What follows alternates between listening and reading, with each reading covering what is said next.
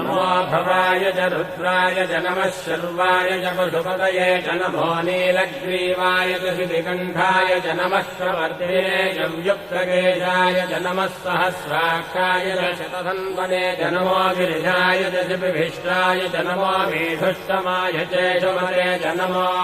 ह्रस्वाय च वामनाय च नमो बृहते च वर्षीयते च नमो वृद्धाय च संवृद्धने च नमो अग्र्याय च प्रथमाय च नमो आशवे चाजिराय च नमः शीघ्रियाय च शीघ्राय च नमः ऊन्याय चावस्रन्याय च नमः स्रोतस्याय च द्वीत्याय च